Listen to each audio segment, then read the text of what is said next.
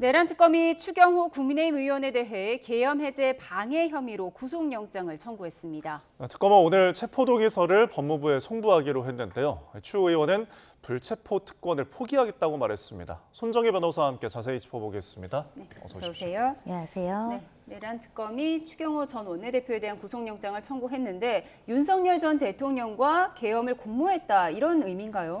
계엄 자체를 공모했다라고는 보이지 않고요. 계엄을 유지하기 위해서 계엄을 해제하는 표결 행위를 방해하라는 묵시적이거나 명시적인 공모에 따라서 내란과 관련한 중요 임무 종사를 했다라는 것이 특검의 시각입니다. 한마디로 계엄 해제 표결을 못하도록 국민의힘 의원들에 대해서 관련된 장소를 바꾸거나 여러 가지 방법으로 시간을 지연시키라는 지시가 있었고 이것을 추 의원이 응했다라고 본 것인데요. 실제로 그와 관련한 근거로는 그 당시에 급박한 상황에서도 장소를 국회에서 중앙당사로 또 중앙당사에서 국회 예결특위 회의장으로 그리고 다시 중앙당사로 세 차례나 이 단기간에 이렇게 변경한 것은 실질적으로 의원들을 모이게 못하는 방해행위 아니었느냐 이렇게 보고 있는 것이고요. 또 다른 정황으로는 그 당시에 윤 전 대통령과 통화를 했었고 그 전에는 한 총리하고도 통화를 했었고 또 그 전엔 홍철호 전 정무수석과 통화를 하면서 계엄의 일련의 과정 속에서 어떤 상황을 인식하고 그에 따른 지시나 여러 가지 행동을 했을 것이라고 보는 상황이고 결과적으로는 국민의힘 의원의 숫자가 그 당시 108명인데 한 18명만 표결에 참여했거든요. 결국은 목적을 일정 부분 달성하기 위해서 이런 행위를 한 것이 아닌가라는 의혹을 받고 있고 그와 관련한 구속영장 청구가 지금 특검 층에서 청구가 된 상황입니다. 비상계엄 당시에 좀 정황들을 짚어주셨는데 이 구속영장을 청구할 때 범죄 중대성이나 이제 증거인멸 우려가 좀 언급이 됐는데 이와 관련한 증거들이 좀 포착이 된 건가요? 증거는 명확하게 설치하진 않았습니다. 다만 이제 윤 전 대통령과 공모했다라는 정황이 발견됐다 이렇게만 이제 입장이 나오고 있는데 가장 중요한 것은 그 당시에 윤 전 대통령과 통화한 내역을 확보했는지가 굉장히 중요할 것 같습니다. 녹음 파일 자체로 확보를 하지 않았다고 하더라도 그 전후 과정에서 이걸 직접 들은 사람과 전달받은 사람들의 내용들이 있다라고 하고 윤 전 대통령이 이 계엄과 관련해서 국회에서 해제 표결하지 못하도록 하여라 이런 증거가 있으면 아주 명확하거든요. 이것을 특검이 제시할 수 있는지가 굉장히 중요한 관건이지 않을까 생각이 들고 추 의원 같은 경우는 그 당시에 국회가 봉쇄됐기 때문에 장소를 변경할 수밖에 없었고 보통 의원총회 장소로 예결특위 회의장을 많이 활용하는 관례가 있었기 때문에 그 다른 사유로 우리가 변경을 했을 것이지 계엄 해제 표결을 못하도록 방해한 고의는 없다라고 부인하고 있거든요. 결국은 특검이 이 고의성과 이 계엄이라는 위법성을 인식하고 표결을 방해하는 데까지 나아갔는지를 소명하고 입증해야 되는 상황입니다. 추경호 의원은 불체포 특권 포기하고 당당하게 임하겠다 이렇게 밝혔는데요. 이렇게 불체포 특권을 포기하더라도 동료 의원들 이 동의 절차를 거치는 불체포 특권 이 표결 절차는 하는 거죠. 반드시 해야 됩니다. 헌법에 정해진 절차를 임의로 무시하거나 임의로 포기할 수밖에 포기해서는 안 되기 때문에 실제 이 표결 절차를 거쳐서 가반의 동의를 얻어서 불체포 특권에 대한 동의 절차를 거쳐야 되는 것이고 권성동 의원도 이런 절차에서 나는 불체포 특권 포기하겠다라고 의사를 개진을 했으나 관련된 절차는 이행담배가 있었고요.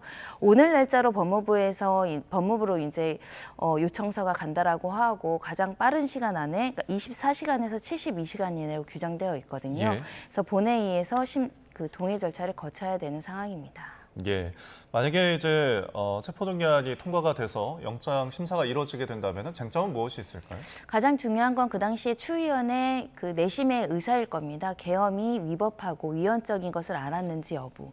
그리고 그 당시에 표결을 하려고 국회의원들이 모이고 문의를 하는 과정에서 실제 표결 절차를 진행하려는 의사보다는 이 표결 절차를 좀 지연하거나 방해하려는 의사가 있었는지에 대한 내부적인 의사를 이제 입증을 해야 되는데 굉장히 어려운 것이죠.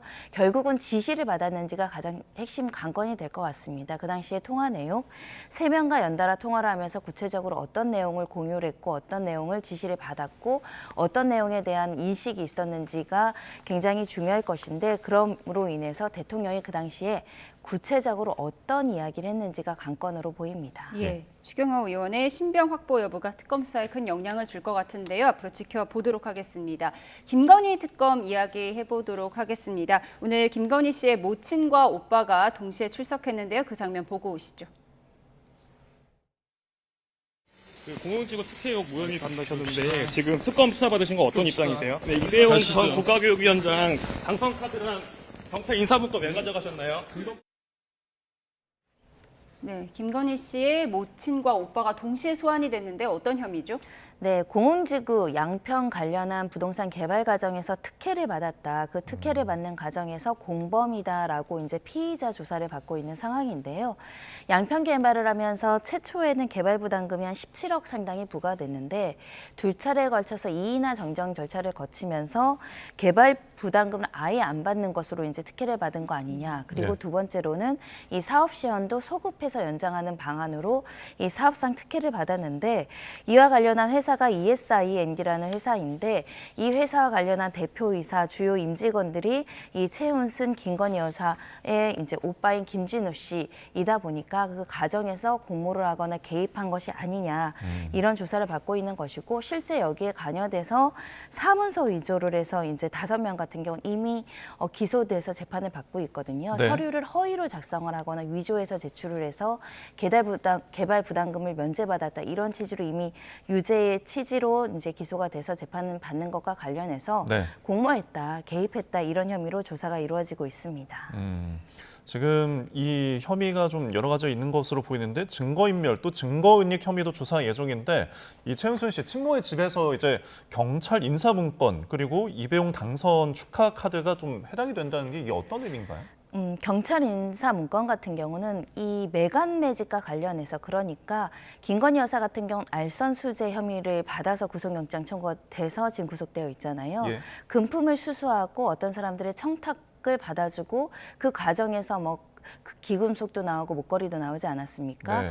그렇다고 한다면 이 경찰 인사 문건이 나왔다는 것은 인사청탁이 있었을 개연성이 있는 것이고 인사청탁 과정에서 금품 수수를 했다고 한다면 뇌물과 또는 알선수재가 적용될 수 있는 상황에서 처음에 압수수색 과정에서는 경찰 인사 문건이 있었는데 압수수색 영장 목록에는 배제되어 있다 보니까 압수를 해오지 못했습니다. 예. 다시 영장을 받아서 가서 이 문건을 압수하려고 했더니 사라진 것이죠. 마찬가지로 이 이배용 당선 축하 카드도 마찬가지로 없어졌다는 겁니다. 그렇다고 한다면 주요 물증에 대해서 인멸하려고 했고 특히 이 축하 메시지 같은 경우는 카드 같은 경우도 마찬가지로 인사청탁을 받아주고 인사청탁이 성사되는 것을 전제로 축하 카드가 오고 갔다고 한다면 네. 중요한 증거가 될 수 있어서 이에 대한 증거인멸이 지금 적용이 되어 있는 것이고요. 지금 현재 김건희 특검에서 김건희 씨의 오빠와 모친이 동시에 조사를 받고 있고요.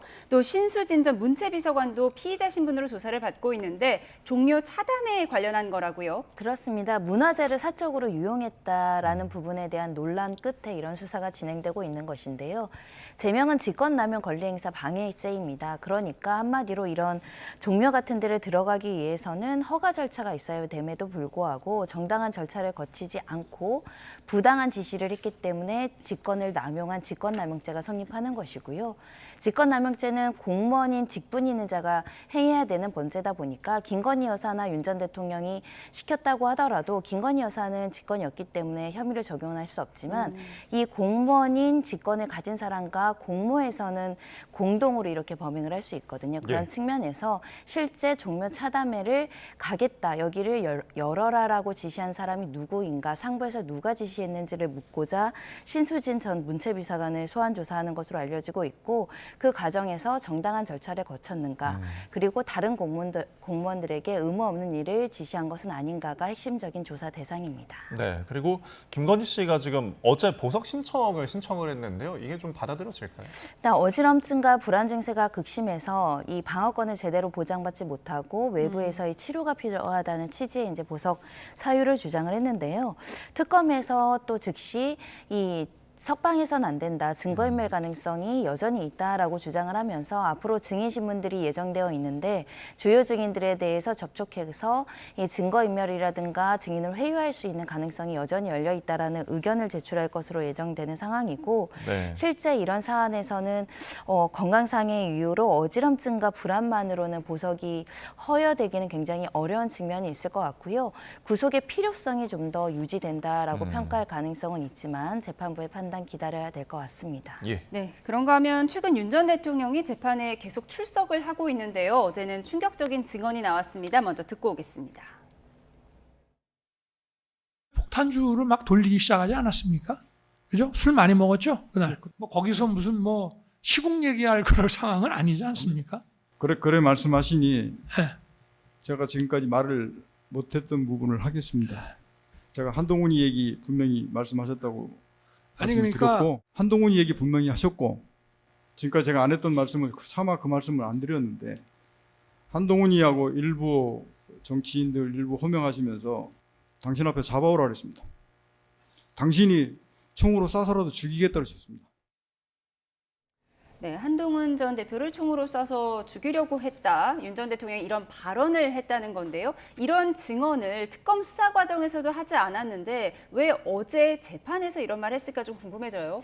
곽종훈 사령관이 증인으로 수차례 이제 신문을 받으면서 나는 진실을 얘기하는데 자꾸 윤 전 대통령 측 변호인과 윤 전 대통령 측에서 거짓말을 하는 사람, 일관되지 않은 사람 또는 술 취해서 기억에 오류가 있는 거 아니냐라고 몰아세우다 보니 예. 증인 입장에도 내 말이 진실임을 조금 방어적으로 표현하고 더 이상 이렇게 나를 공격하는 경우에는 내가 알고 있는 진실을 더 폭로할 수 있다. 이런 위기감을 주기 위해서 저런 발언을 하지 않았을까 생각을 하고 있고요.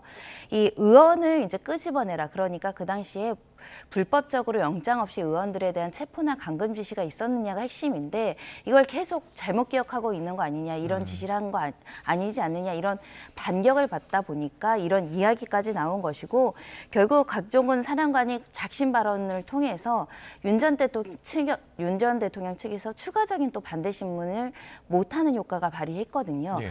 그럼으로 인해서 오히려 이 신문에서 실익이 없는 증인 신문이 이루어졌다라고 보입니다. 네. 최근에 윤 전 대통령이 좀 직접 공판에 나오면서 이렇게 신문도 하는데 이것도 전략이 있을까요? 일단 중요 증인이라고 생각하고 이 사람의 증언은 내가 꼭 깨트려야겠다라는 의지가 강렬한 것으로 보이고요. 지금 구속 기간이 굉장히 장기화되잖아요. 예. 힘들다 보니까 지금 김건희 여사도 보석 청구를 하는 상황인 만큼 법률적으로도 좀 제대로 다퉈서 하루빨리 석방해야겠다라는 강렬한 의지를 이런 과정으로 보이는 것 같습니다. 알겠습니다. 저희 지금까지 특검 소식 손종희 변호사와 함께했습니다. 고맙습니다. 수고하셨습니다.